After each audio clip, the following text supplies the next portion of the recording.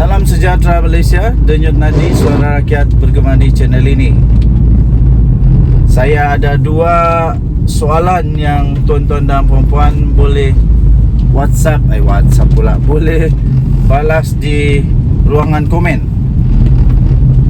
Soalan yang pertama, kalau pilihan raya umum diadakan pada bulan September, contoh sajalah, andai kata tiba-tiba bubar parlimen kerana Datuk Seri Anwar Ibrahim, kononnya saja, walaupun tidak mungkin berlaku, tapi konon sajalah, kita anggap konon sajalah, kononnya Datuk Seri Anwar Ibrahim tumbang kerana kehilangan majoriti di Dewan Rakyat.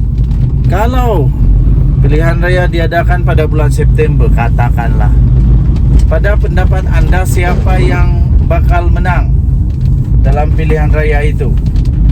Adakah tetap akan menang oleh Pakatan Harapan, atau Perikatan Nasional, atau Barisan Nasional? Patutkah Barisan Nasional berpisah daripada Pakatan Harapan? Patutkah UMNO untuk mencuba nasib sekali lagi untuk bertanding secara gentleman, iaitu secara solo, tidak mengharapkan mana-mana gabungan lain kecuali Barisan Nasional sahaja? Siapa yang bakal menang? Adakah Perikatan Nasional yang bakal menang dengan bergaya sekali lagi? Dan soalan kedua, ya tuan-tuan dan puan-puan yang dihormati sekalian, Kalaupun tiba-tibalah Pakatan Harapan kalah, Perikatan Nasional menang, soalan kedua ialah siapa yang layak untuk jadi Perdana Menteri Malaysia untuk menggantikan Datuk Seri Anwar Ibrahim? Itulah masalahnya sebenarnya. Masalah paling besar ialah siapa yang layak untuk ganti Datuk Seri Anwar Ibrahim untuk jadi Perdana Menteri. Adakah Hadi Awang tapi Muhyiddin setujukah? Adakah Dr. Samsuri, Menteri Besar Terengganu, tapi Hamzah Zainuddin dan Azmin Ali setujukah kalau PAS yang memerintah? Inilah persoalan paling besar. Persoalan paling besar sebenarnya ialah bukan menang kalah, tapi siapa yang boleh jadi Perdana Menteri. Soalan seterusnya ialah masihkah PAS mahu Muhyiddin jadi Perdana Menteri? Sanggupkah PAS untuk menjadi, sekali lagi, menjadi parti paling banyak menang, tapi akhirnya parti yang tidak pernah jadi kerajaan Perdana Menterinya daripada parti itu? Maukah? Okey, jadi tinggalkan komen anda. Apa pendapat anda? Siapa sebenarnya yang boleh jadi Perdana Menteri? Muhyiddin Yassin pun rasanya PAS sudah tidak mau jadi Perdana Menterinya Muhyiddin Yassin. Takkanlah Mahathir pula. Mahathir langsung tidak sudah kaki, sebab dia bukan MP, kecuali dia menang lah. Tapi baru-baru ini pilihan raya kalah teruk habis Mahathir. Jadi siapa yang layak untuk ganti Datuk Seri Anwar Ibrahim? Yang saya nampak tiada lah, belum ada lagi. Tinggalkan komen anda. Denyut nadi suara rakyat bergema di channel ini. Jangan lupa tekan butang subscribe, like dan share. Bye bye.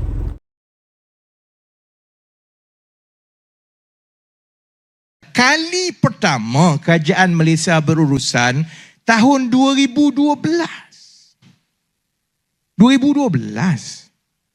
Kemudian kali saya ingat pernah yang ada rekod duduk mempelawa BlackRock untuk masuk melabur dan menguruskan harta rakyat Malaysia ni. Cuba teka siapa dia. Tahun bila? Bukan Muhyiddin? Siapa? Siapa yang yang sebenarnya ada mesyuarat mempelawar pelaburan daripada BlackRock ke Malaysia ni. Siapa dia? Mahathir. Bila? November 2018. Tak percaya, pergi ke Facebook Mahathir. Pergi tengok, boleh Google Tun Mahathir BlackRock. Keluar gambar dia di London November 2018 membentangkan potensi pelaburan di Malaysia kepada pengurus-pengurus aset dan dana dunia. Salah satunya ialah BlackRock. Bukan Anwar Ibrahim saudara-saudari. Anwar Ibrahim masa tu duduk tengah lalala lagi baru keluar penjara. November 2018. Pada masa siapa yang wang KWSP diberikan kepada BlackRock untuk diuruskan? Zaman bila? Zaman Muhyiddin. Jadi benda ni sebenarnya benda yang berlaku zaman dia pun. Itu yang saya kata, zaman dia tak ada masalah, fatwanya lain. Zaman orang lain, fatwanya lain. Dia sama macam Tuan Ibrahim Tuan Man. Bila saya tanya, masa kamu jadi Menteri Air, apa kamu buat? Kenapa kamu tak boleh buat macam kami buat sekarang? Meyakinkan kerajaan persekutuan bahawa untuk menyelesaikan secara menyeluruh masalah air di utara, perlukan pelaburan kerajaan persekutuan sebanyak 4 bilion. Kamu kan baik dengan Muhyiddin masa tu.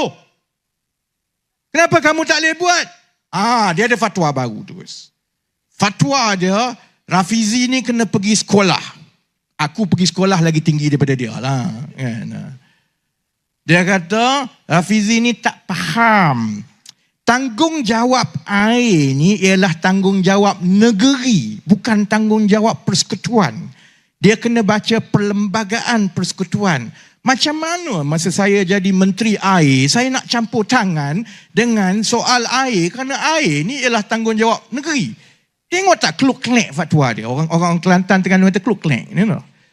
Masa air di Kelantan, dia kata, ini tanggungjawab persekutuan.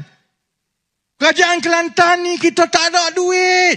Sebenarnya kerajaan persekutuan menghukum kita tak bagi duit. Sebab itu air di Kelantan sama macam Starbucks. Zaman fatwa bila di Kelantan. Bila mari di Penang, itu sebenarnya tanggungjawab kerajaan negeri. Tengok kluk-klek dia lah. Sebab dia tak boleh jawab. Baik. Akhirnya saudara-saudari dah.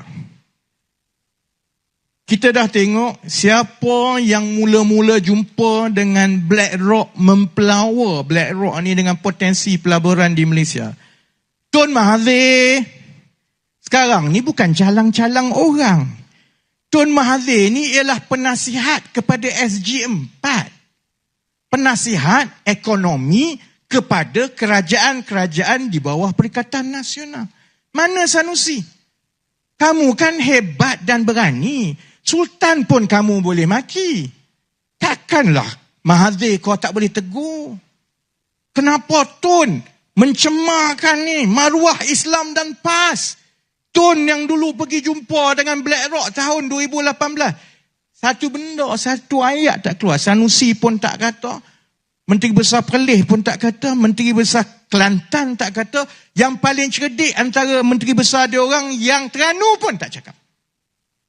Tapi tiap-tiap hari boleh tengok di parlimen macam mana dia putar belikkan untuk bakar emosi rakyat.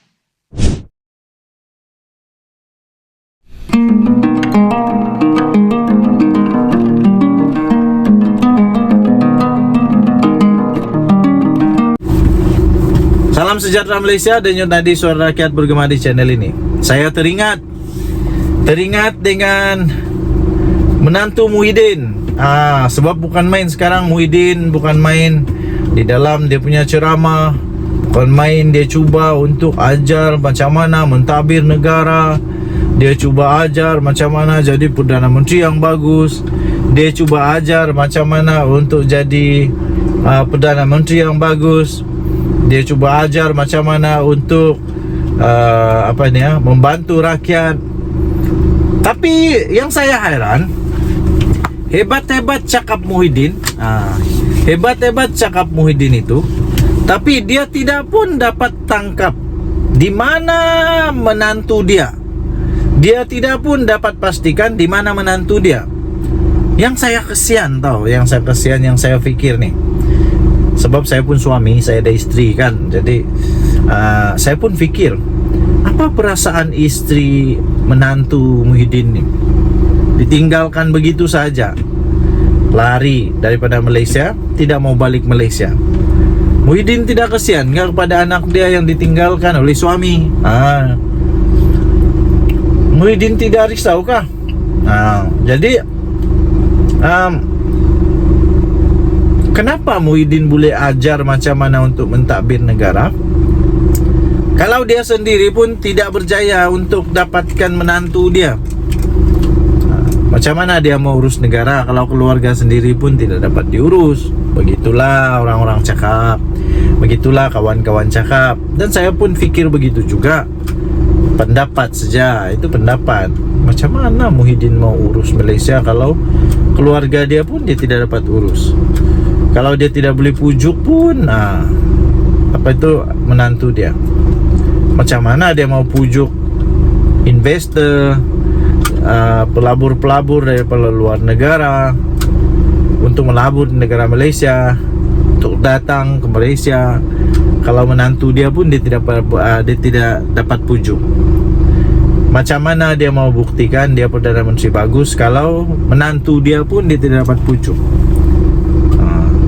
Semua dia tidak tahulah. Susah juga Muhyiddin nih, semua dia tidak tahu. Contoh lagi yang dia tidak tahu, Tok Pa lah. Tok Pa keluar dari Bersatu, dia tidak tahu. Dia tidak tahu. Jadi apa yang Muhyiddin tahu sebenarnya?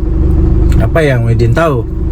Kalau memang betul menantu dia itu makan duit, rasuah, sakau, terlibat dengan rasuah, salah guna kuasa atau apa-apalah, pembaharan uang haram kah, apakah kenapa Muhyiddin tidak tahu? Dia tidak dapat hidup yang ada menantu dia tengah buat salah, kalau ada salah lah. Jadi kalau orang rapat dengan dia pun dia tidak tahu, apalagi orang yang tidak rapat dengan dia. Silap-silap. Lepas ni ramai di belakang dia semua sakau, semua dia tidak tahu. Aduh, pening kepala. Jadi menantu Muhyiddin baliklah. Kesian dekat Muhyiddin.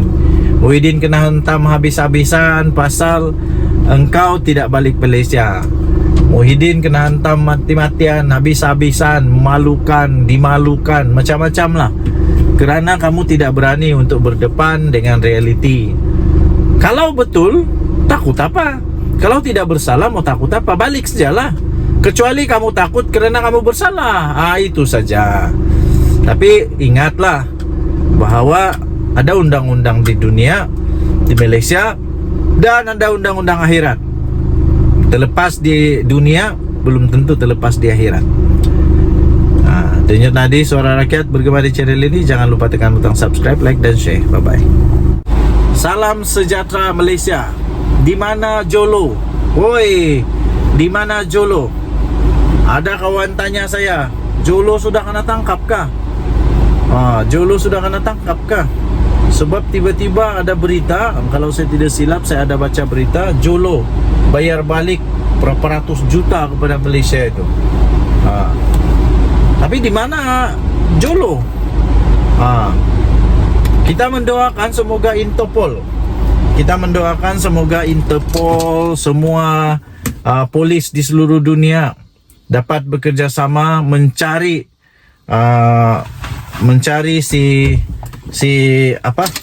si Jolo ini, dapat bekerja sama untuk memastikan Jolo dapat ditangkap, dapat dihadapkan ke mahkamah.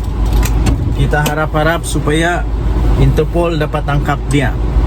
Ini supaya dapat memberikan penjelasan yang tuntas, siapa sebenarnya yang paling bersalah di dalam kes Jolo ini. Adakah kelalaian Najib, ataupun adakah jenayah bersama dengan Jolo, atau Jolo tipu Najib. Tapi mustahil juga, pening juga saya kalau Najib dengan begitu mudah dapat ditipu oleh Jolo. Takkanlah Najib yang begitu bijak Perdana Menteri kena tipu. Yang paling pelik lagi, kalau Najib kena tipu, takkan pegawai-pegawai Najib pun kena tipu juga. Takkan menteri-menteri Najib pun kena tipu juga. Takkanlah Jolo begitu bijak sekali sampai semua manusia yang bijak-bijak di Malaysia ini pun kena game juga dengan Jolo. Jolo dulu dibilang ada di Hong Kong kah, di China kah? Entah sekarang di mana Jolo. Interpol dapat sudah Jolo kah tidak kah? Kita pun tidak pasti. Tapi saya tetap yakin, saya tetap percaya bahawa pihak polis, Interpol dan pihak PDRM masih berusaha untuk mencari Jolo. Saya percaya tidak lama lagi Jolo pasti akan kena cekup juga. Saya percaya dengan satu konsep, dengan satu istilah, yaitu akhirnya kebenaran pasti akan menang. Lari mana pun kalau salah tetap ketahuan juga. Lari mana pun, bertapuklah, bersoroklah di lubang cacing kah, di mana-mana pun kena tangkap juga akhirnya. Indah lama sudah itu, indah lama sudah. Tapi ada dua kesan lah. Kesan yang pertama, kalau Jolo kena tangkap dan dia punya statement itu boleh menyebabkan Najib Razak kalah, itu memang satu perkara yang menakutkan lah untuk Najib Razak. Tapi pada masa yang sama, kemungkinan besar boleh membantu Najib Razak untuk menang kes. Jadi ada dua kes dia lah. Mungkin ada dua ketakutan lah untuk Najib Razak. Dua perkara, bukan dua ketakutan. Dua perkara untuk Najib. Satu menakutkan, satu lagi menggembirakan. Satu menakutkan, satu lagi menggembirakan. Jadi yang paling saya harap ialah Jolo kena tangkap lah, bawa balik pergi Malaysia. Sama ada Najib betul atau tidak, sama ada Najib salah atau tidak bersalah, itu lain cerita. Yang penting Jolo kena tangkap dulu. Apa pendapat anda? Tinggalkan komen. Salam sejahtera Malaysia. Denyut nadi suara rakyat bergema di channel ini. Adakah ini tanda? Adakah ini signal? Adakah ini satu petanda buruk bagi kerajaan perpaduan, kerajaan Madani?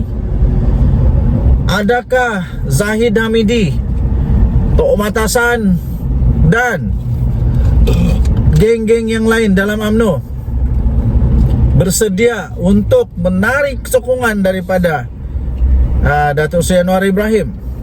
Adakah UMNO memang sudah ready untuk membatalkan kerjasama dengan PKR-PH ini, DAP dan Amanah? Ini berikutan kekalahan Najib Razak di mahkamah apabila hakim menolak permohonan rayuan untuk semakan kehakiman.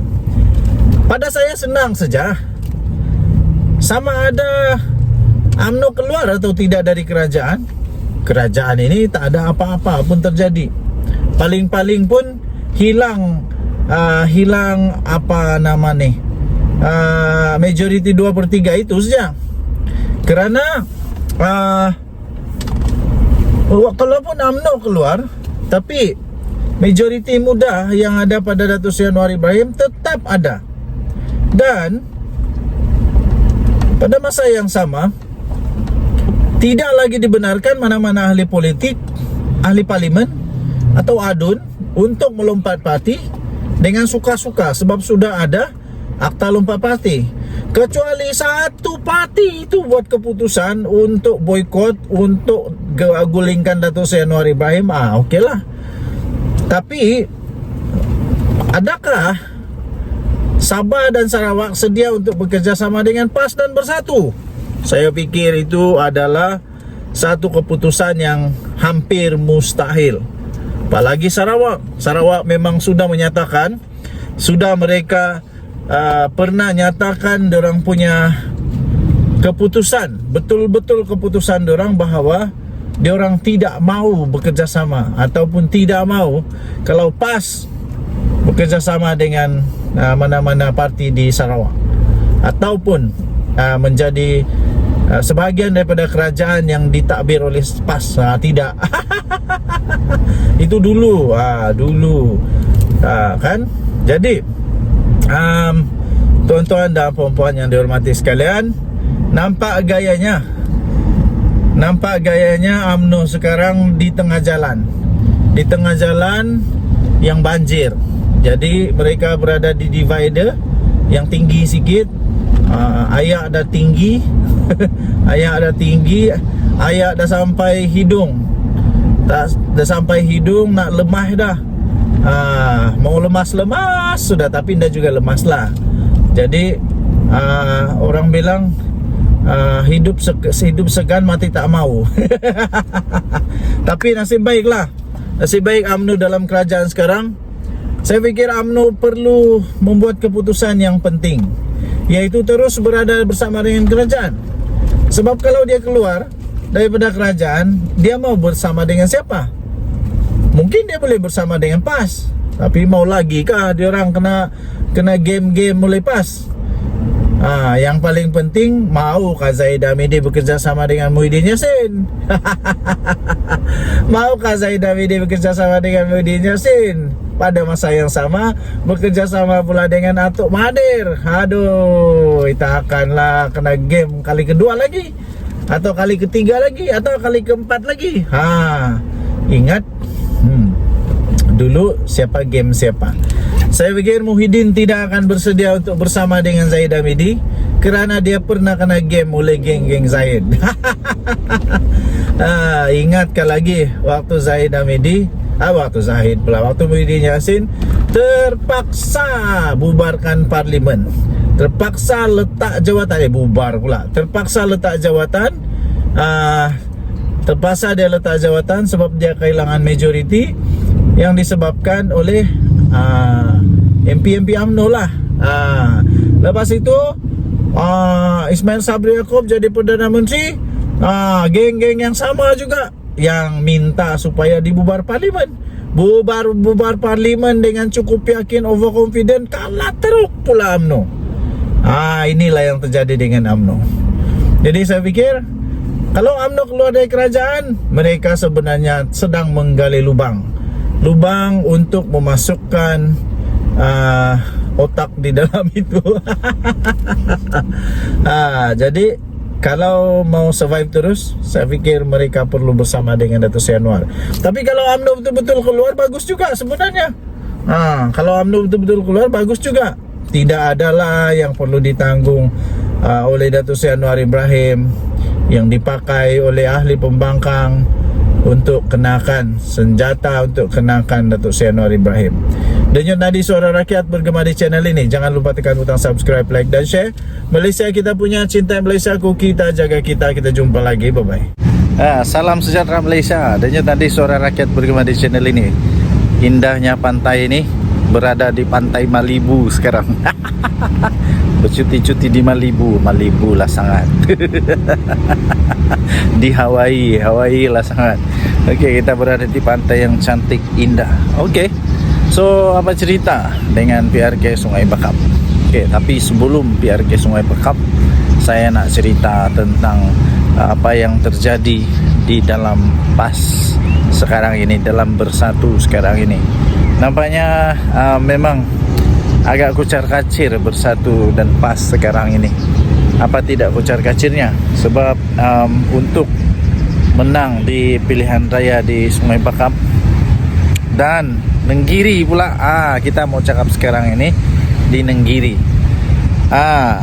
Dengar-dengar Bersatu sudah serah 2 nama, tapi PAS mau bertanding di sana. Ini kalilah kita akan tengok siapa yang menang, siapa yang kalah. Ini kalilah kita mau tengok betulkah dorang ini geng kuat, geng keras, ataupun macam pantai-pantai pasir di pantai ini. Sekali-sekali ombak bertiup pula, sekali ombak menghempas, sekali itu jugalah dia berubah. Sekali semuanya berubah, semuanya makin hancur. Cantik kan? Saya berada di di Malibu. Di Hawaii. Cantik kan tempat nih? Datanglah ramai-ramai ke sini. Kalau banyak duit boleh datang pergi sini juga. Kalau tidak duit pun boleh datang sini juga. Percuma pantai dia cantik-cantik ini. Okey. Jadi memang masalah besar sekarang dalam bersatu, dan memang bingung lah. Tapi pada masa yang sama juga PKR, PHDAP pun DAP dan Amanah UMNO pun bingung juga sekarang nih. Macam mana dorang tidak bingung? Sebab semua pun memang mau, kalau boleh mau calonkan, dorang pun calon sendiri kan. Jadi ditambah pula sekarang ini Najib Razak kalah di mahkamah, memang bingung lagi lah. Okey, tetapi yang seronoknya ialah kali ini kita boleh tengok betul lah. Kita boleh tengok betul, kita boleh buat betul-betul penilaian kehebatan. Tapi yang dah seronok ni, yang dah seronok juga ialah sampai PM Anwar Ibrahim sampai dia bidas permainan politik kotor, politik kebencian yang dimainkan oleh pembangkang, yang dimainkan oleh Perikatan Nasional. Ini yang tidak syok nih. Ini yang kurang seronok nih. Okey, jadi apa pendapat anda? Anda boleh tinggalkan komen. Denyut nadi Suara Rakyat bergema di channel ini. Jangan lupa tekan butang subscribe, like dan share. Malaysia kita punya, cinta Malaysia aku, kita jaga kita. Bye. Salam sejahtera Malaysia. Denyut nadi Suara Rakyat bergema di channel ini. Saya minta maaf. Ramai orang kata kenapa buat ulasan di kereta. Sebab saya ada masa di kereta aja. Saya ini orang sibuk tau. Lebih sibuk dari Perdana Menteri. Okey, jadi apa cerita petang ni? Cerita petang ni Datuk Seri Najib Tun Razak confirm sah di penjara lah. Memang dia habiskan masa-masa dia di penjara lah. Tak adalah, tiada sudah peluang. Mungkin sudah punah, hancur segala harapan untuk dia dapat tahanan rumah, kerana mahkamah telah menolak. Mahkamah telah menolak permohonan semakan kehakiman untuk rayuan supaya dapat Najib Razak tahanan di rumah. Tapi nampaknya telah ditolak oleh mahkamah. Minta maaf lah cik, minta maaf lah cik, puan, nenek, aki, uncle, aunty, minta maaf. Najib kalah di mahkamah kali ini, kalah teruk. Jadi memang sah. Rosmah Mansur menangis lagi. Pasti Rosmah Mansur rindu sudah dengan Najib Razak. Mesti dia sudah rindu betul dengan Najib Razak. Mesti dia betul-betul sudah mau lama sudah peluk-peluk suami dia. Yalah kan Rosmah Mansur ini isteri yang sweet wife. Wey, dia kan sweet wife. Sabah International Convention Center. Kita boleh ke jalan-jalan sini nih. Jadi nampaknya Najib Razak tidak ada lagi peluang untuk dipenjara di rumah. Okey. Jadi dia kalah di mahkamah. Ini satu. Yang lagi satu, nampaknya Najib Razak bakal pula sudah jatuh di timpa tangga rasanya lah. Sebab untuk dia punya perbicaraan untuk cash 1 MDB, dan juga cash dia penyalahgunaan apa itu? Ada boleh visitor lah sana. Penyalahgunaan salah guna kuasa untuk perbendaharaan negara Malaysia pun dia ada masalah juga. Kalau itu dia kalah lagi teruk berbilion-bilion tu. Jadi nampaknya Najib Razak kemungkinan besar bersambung-sambunglah dari penjara. Harap-harap bolehlah dia keluar dari penjara sebelum terlalu tua. Jadi Zahid Hamidi pun entah apa perasaan dia sekarang lah. Apa-apapun, paling penting kita serahkan kepada kuasa mahkamah. Jangan sembarangan buat spekulasi, apalagi memfitnah. Ini mahkamah bagi keputusan, Anwar pula bersalah. Sudah ada bukti dia bersalah, Anwar pula salah. Pelik bin ajaib. Habis kalau macam itu, tak payahlah kita tinggal di manusia bertamadun. Bagus kita tinggal di hutan yang tiada undang-undang. Kau suka, kasih lepas. Tidak suka, jangan kasih lepas. Mana boleh begitu? Suka kah, tidak kah? Kalau memang sudah ada keputusan dari mahkamah, kerana ada sudah keputusan dengan bukti dan bukti-bukti lah. Dia bersalah, salah, tetap salah lah. Janganlah nangis. Tanggunglah sendiri perbuatan. Denyut nadi suara rakyat bergema di channel ini. Jangan lupa tekan butang subscribe, like dan share. Malaysia kita punya, cintai Malaysia aku, kita jaga kita. Bye-bye. Salam sejahtera Malaysia. Denyut nadi suara rakyat bergema di channel ini. Ada satu soalan yang bermain di pikiran. Kenapa pada kali ini, pada pilihan raya Sungai Bakap ini, tidak ada Mahathir? Mana Mahathir? Kenapa Hadi Awang tidak panggil Mahathir kali ini? Adakah Hadi Awang bersatu pas sudah sedar bahawa Mahathir tidak guna sudah? Tidak guna sudah, tua sudah, tidak ada pun apa-apa fungsi dia lagi. Malah tidak sudah pun jadi apa? Berharga. Tidak guna lah. Malah mungkin boleh menyebabkan kekalahan. Mungkin begitu. Jadi mana Mahathir sekarang? Lepas tu banyaklah apa itu teori-teori. Banyaklah teori-teori muncul. Mahathir ini hilang gaib di bunian lah. Mahathir gaib, tiba-tiba gaib, mengira harta lah. Mahathir sedang bertapa di gunung Menindoi. Mahathir sedang bertapa di gunung Menindoi supaya dia ada hikmat kabalan supaya tidak kedapatan salah kalau ada salah, kalau tidak salah supaya dia tetap menang. Begitulah kan. Tapi mustahil lah bah si Mahathir pula pergi bertapa. Mana boleh bertapa? Itu syirik. Syirik tu. Janganlah bertapa, kenapa ada hikmat kabalan. Tapi saya pun heran jugalah, betul, saya pun heran kenapa Mahathir sekarang tidak ada dalam siri jelajah kempen Perikatan Nasional ini. Sebab sebelum ini bukan main lagi. Sampai siap buat gabungan 3-4 negeri lagi. Dengan penasihatnya Mahathir.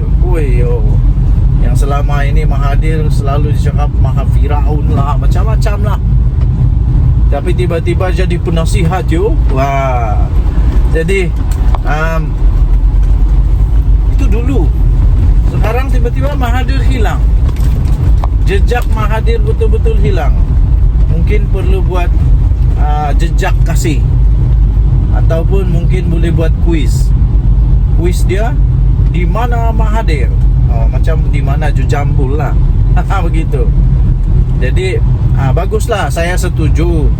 Jangan lagi kacau Mahathir. Mahathir sudah tua. apalagi mau dikacau-kacau. Mahathir patut bersama dengan anak cucu dia, bukan anak dia pun sudah tua lah. Patut bersama dengan cucu cicit dia, patut di masjid kah, di surau kah, beramal jariah, patut begitu, bukan lagi pergi politik. Yang hadiah wang dengan Muhyiddin, dengan Perikatan Nasional mau kacau Mahathir lagi, ajak bawa sini, bawa jalan sini, bawa jalan sana untuk berkempen lagi. Kenapa? Janganlah, kesian dia tahu. Kesian Mahathir sudah tua. Jadi lebih baiklah Mahathir diam-diam saja mengenangkan nasib dia yang pada sudah tua ni, seolah-olah tidak lagi dipakai, tiada guna sudah. Dan yang dulu kawan sudah jadi musuh, yang musuh dulu tiba-tiba jadi kawan. Macam terdesak begitulah kan, macam lah. Jadi boleh tinggalkan komen anda, apa pendapat anda, di mana Jo Jambul? Di mana Mahathir sekarang? Kita jumpa lagi. Bye bye.